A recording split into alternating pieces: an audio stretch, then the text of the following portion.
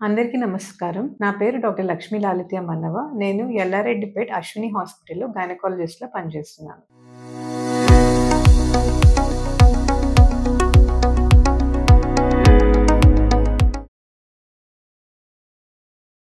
So, ఇవాళ మనం మాట్లాడుకోబోయే topic గర్భసంచి జారడం గురించి మాట్లాడుకుందాం. చాలా మంది పెద్దవాళ్ళు అంటే 60 ఏళ్లకు పైబడిన వాళ్ళు ఈ సమస్యతో జనరల్‌గా వస్తారు. ఈ ప్రాబ్లమ్ అసలు ఎందుకొస్తది, ఏంటి అనేది మనం ఇవాళ తెలుసుకుందాం. దాంతో పాటు వచ్చే రకరకాల అదర్ ప్రాబ్లమ్స్ కూడా మనం ఇవాళ తెలుసుకుందాం. సో, ఫస్ట్ గర్భసంచి జారడం, దాన్ని యూట్రైన్ ప్రొలాప్స్ అంటాం. అంటే గర్భసంచికి మామూలుగా కింద మజిల్స్ ఉంటాయి సపోర్ట్‌కి. ఆ మజిల్స్ సపోర్ట్ సరిగ్గా లేకపోవడం వల్ల గర్భసంచి అనేది కిందకి జారే అవకాశం ఉంటుంది. మోస్ట్ ఆఫ్ ద టైమ్ ఇది ఎందుకు జరుగుతుంది అంటే, ఎవరికైతే 3 లేక 3 కన్నా ఎక్కువ ప్రెగ్నెన్సీస్, అది నార్మల్ డెలివరీస్ అయిన వాళ్ళు ఉంటారో వాళ్ళకి ఈ ప్రాబ్లం వచ్చే అవకాశం చాలా ఎక్కువగా ఉంటుంది. అది కాకుండా డెలివరీకి మధ్యలో ఉండే గ్యాప్ అది కూడా చాలా తక్కువగా ఉండడం వల్ల బాడీ ఆ యూట్రైన్ మజిల్స్ కానీ పెల్విక్ ఫ్లోర్ మజిల్స్ అంటాం, అంటే యూట్రస్ ని సపోర్ట్ చేసే కింద ఉండే కండరాలు అన్నమాట, అవి టైట్ గా లేకపోవడం వల్ల,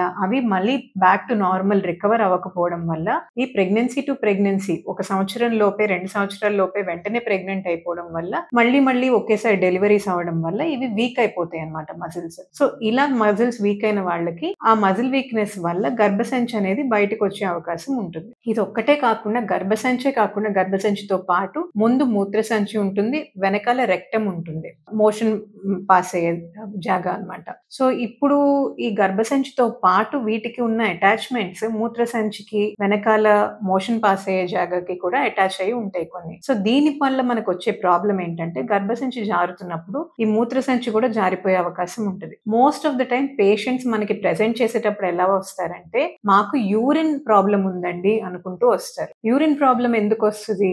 మేజర్లీ ఈ ప్రెషర్ రావడం వల్ల, గర్భసంచి జారడం వల్ల మూత్రసంచి మీద ప్రెషర్ పడి అప్పుడు వాళ్ళకి యూరిన్ ఆపుకోలేకపోతారు. సో స్ట్రెస్ యూరినరీ ఇన్కాంటినెన్స్ అంటాం. అంటే వాళ్ళు కొంచెం దగ్గినా, గట్టిగా తుమ్మినా, లేకపోతే ఏదైనా కొద్దిగా ఎక్కువ బరువు ఎత్తినా, సో అలాంటి పరిస్థితుల్లో ఉన్నప్పుడు మూత్రం అనేది దానంతట అదే కొద్దిగా లీక్ అవడం స్టార్ట్ అవుతుంది అనమాట.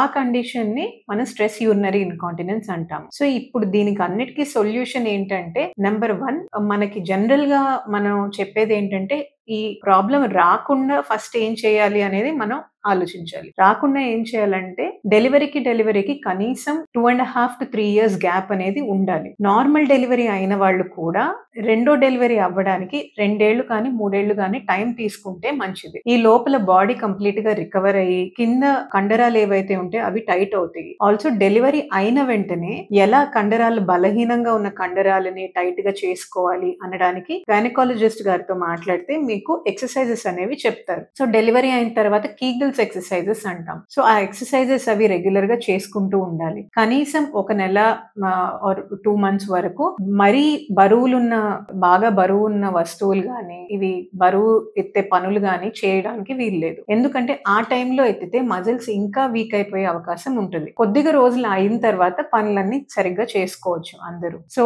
ఈ 2 ప్రికాషన్స్ మెయిన్ అన్నమాట. అయితే ఆల్రెడీ ప్రాబ్లం వచ్చేసిన తర్వాత మనం ఏం చేయాలి అంటే, సర్జరీయే ఇంకా మనకున్న ఆప్షన్. సో సర్జరీ అంటే ఆపరేషన్ చేసి ఆ జారిన గర్భసంచిని తీసేయడానికి ప్రయత్నిస్తాం. మూత్రసంచి లేదా మోషన్ కి వెళ్లే రెక్టమ్ అనేది అదేదన్నా బయటకు వచ్చిందంటే దాన్ని లోపలికి నెట్టి మెష్ లాంటిది పెట్టి, సో దాన్ని బయటికి రాకుండా మెష్ అనేది సపోర్ట్ కోసం పెడతారనమాట. సో ఇలా సర్జరీస్ ద్వారా మనం ఈ ప్రాబ్లమ్ ని కరెక్ట్ చేసుకోవచ్చు. అయితే ఈ ప్రాబ్లం ఎంత ఎర్లీగా కరెక్ట్ చేసుకుంటే అంత మంచిది. Thank you.